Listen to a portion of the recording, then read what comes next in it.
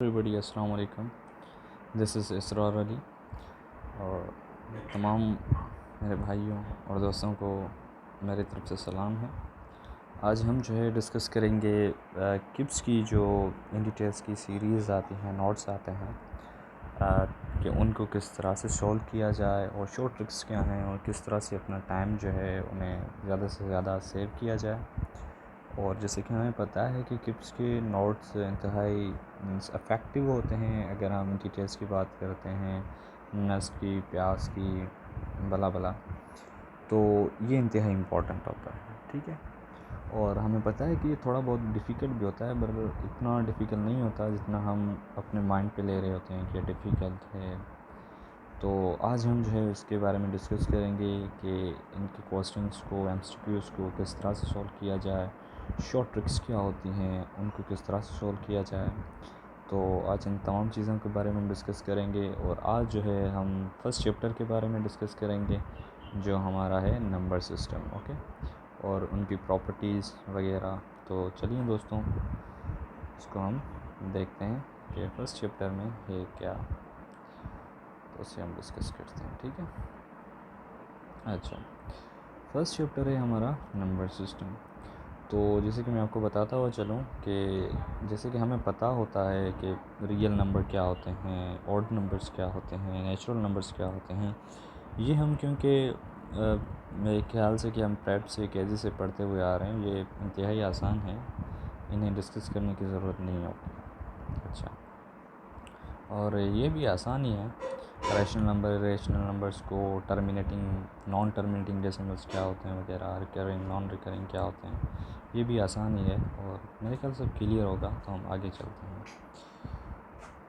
अच्छा, कुछ प्रॉपर्टीज़ हैं जैसे कि क्लोजर प्रॉपर्टी और एसोसिएटिव प्रॉपर्टी। क्लोजर प्रॉपर्टी इंतहाई इम्पोर्टेंट है, जिसमें क्लोजर प्रॉपर्टी हमें क्या बताता है। क्लोजर प्रॉपर्टी हमें ये बता रहा है कि अगर suppose all the values of X and Y belongs to real number, अब दो नंबर हैं सपोज़ हमारे पास एक्स एंड वाई, उनकी तमाम वैल्यूज़ जो हैं वो बिलोंग करते हैं रियल नंबर से, तो उनका जो सम होगा वो भी किससे बिलोंग करना चाहिए, वो भी बिलोंग करना चाहिए रियल नंबर से। तो ये हो गई क्लोजर प्रॉपर्टी, ये इंपॉर्टेंट है, इसे हमें जहन में रखना चाहिए। अच्छा, बाकी प्रॉपर्टीज़ हैं, आइडेंटिटी लॉ हो गई, एसोसिएटिव, ये भी आसान है मेरे ख्याल से। आगे चलते हैं।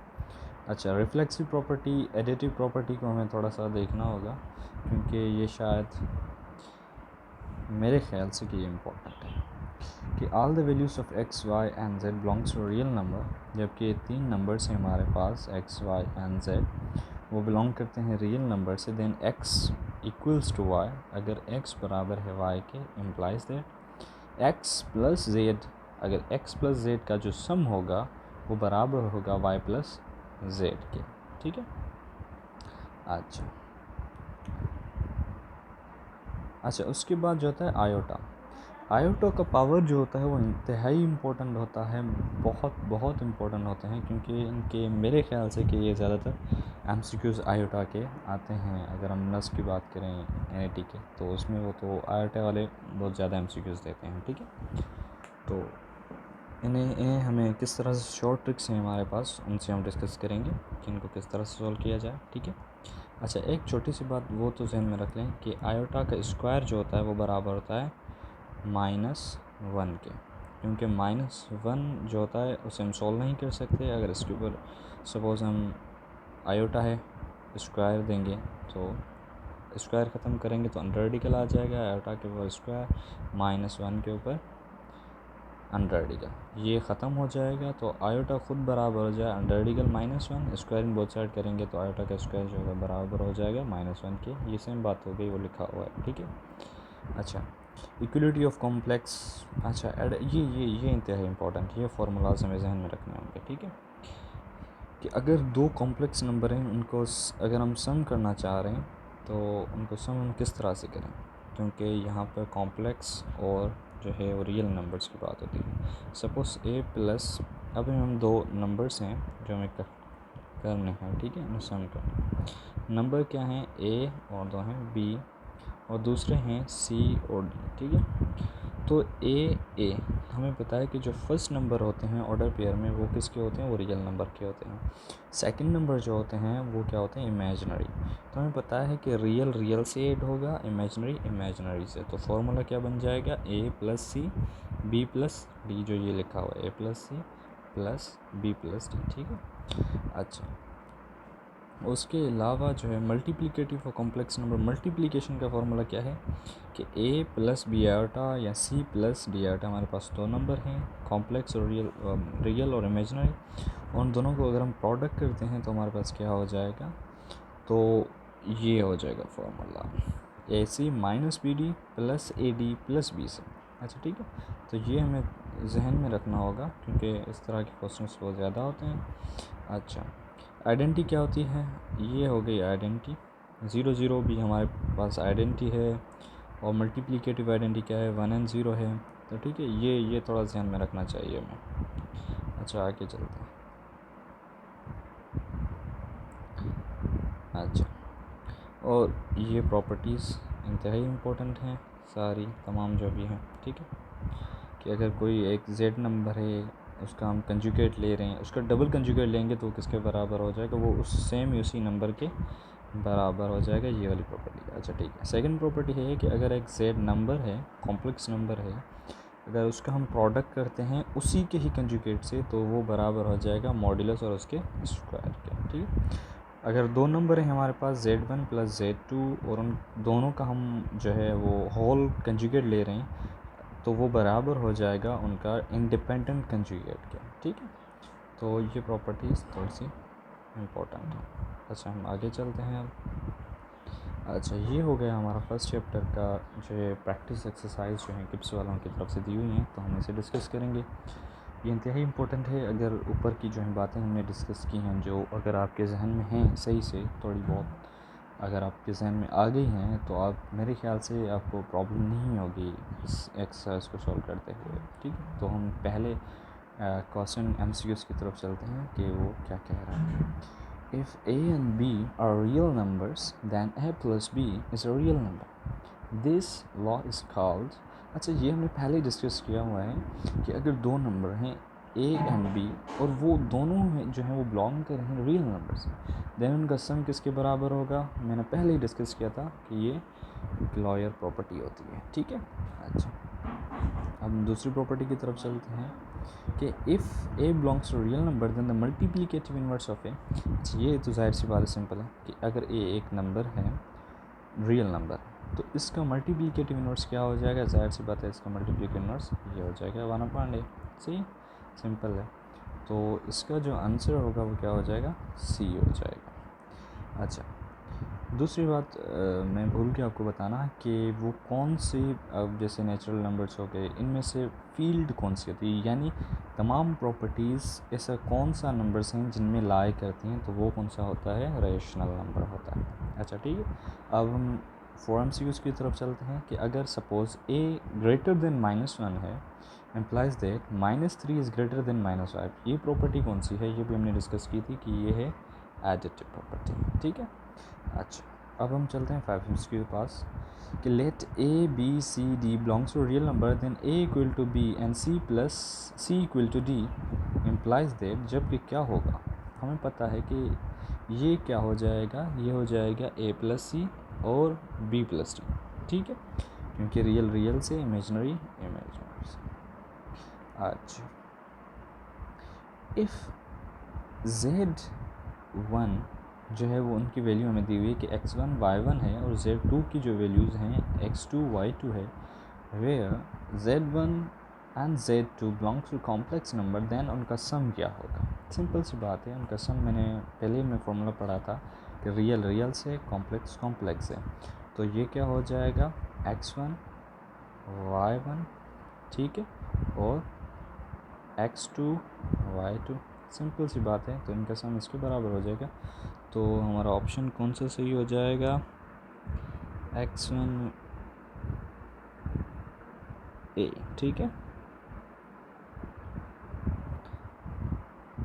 नहीं ये नहीं, अच्छा एक मिनट,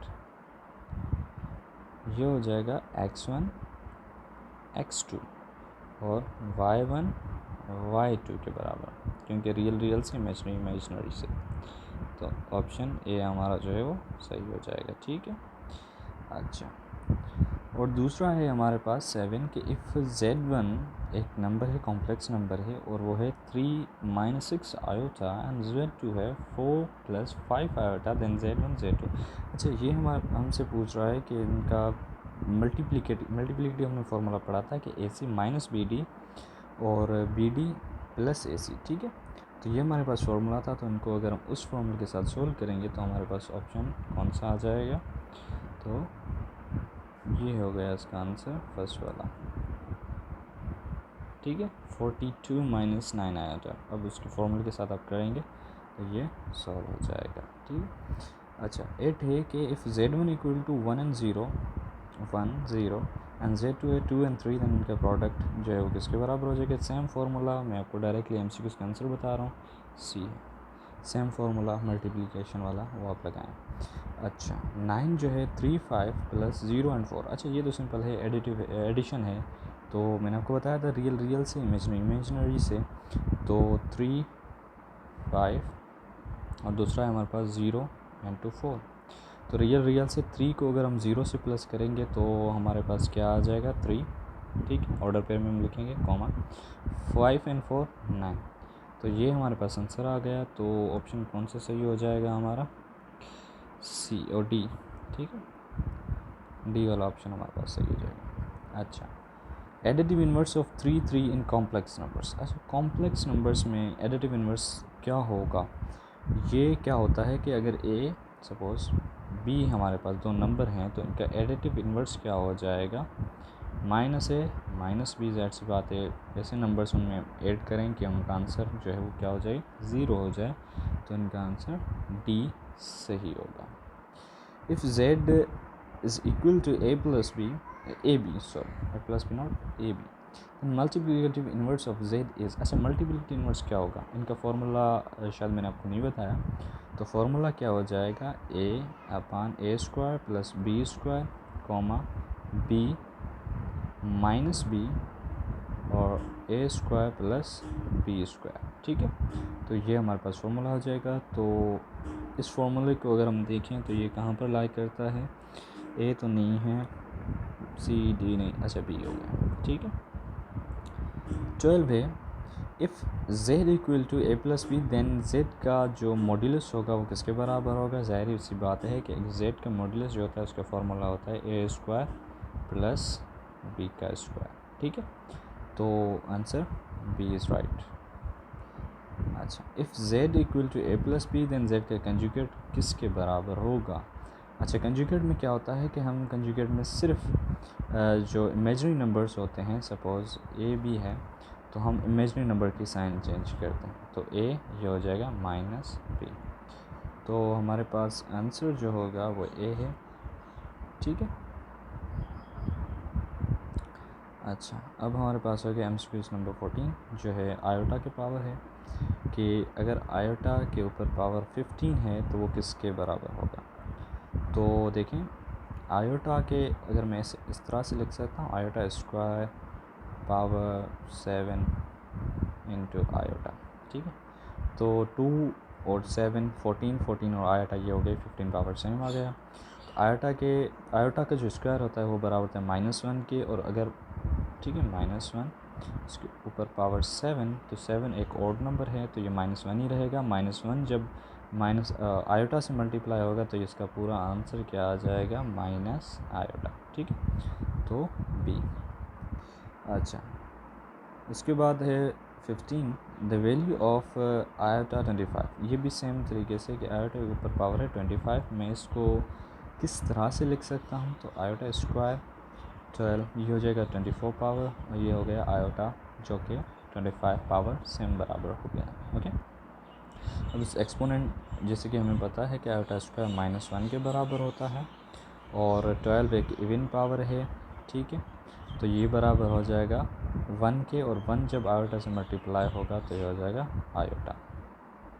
ठीक है, 1 मिनट।